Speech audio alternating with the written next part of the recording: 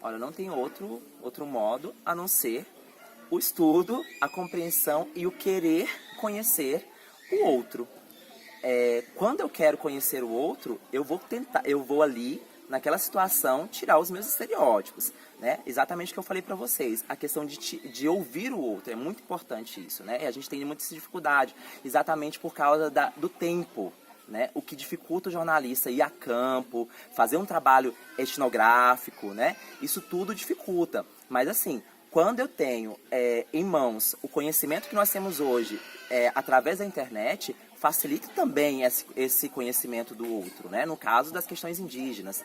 Então, o que eu preciso é ter na academia esse entendimento de que eu tenho que conhecer o outro, eu tenho que saber sobre o outro, tá?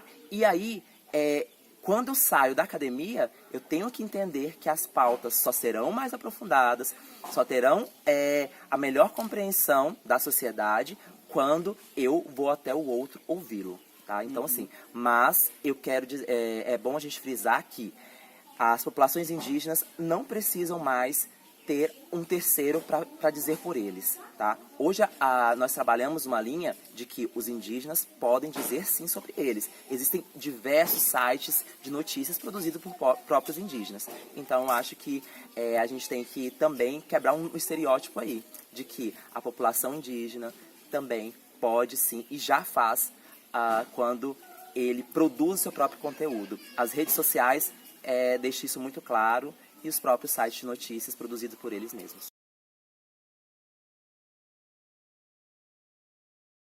São as principais narrativas que você acha que o jornalismo faz de forma equivocada sobre os indígenas?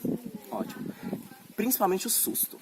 O indígena, ele é sempre visto como, nossa, quem é esse ser estranho? Né? O estranho, né, me faz com que eu tenha medo. Tá? Primeira coisa. O indígena é sempre visto como uma sociedade como preguiçoso. Isso veio desde o descobrimento do Brasil com os europeus, né? Os indígenas não queriam ser escravos e por isso eles deitaram. Quando eles deitaram, eles foram chamados de preguiçosos. E aí eu tenho esse outro estereótipo também, né? Nossa, aquela vida calma, mansa, mas é porque tem uma outra relação de vida e de trabalho, por exemplo, tá? Uma outra questão é a questão do ele é sujo, fedido.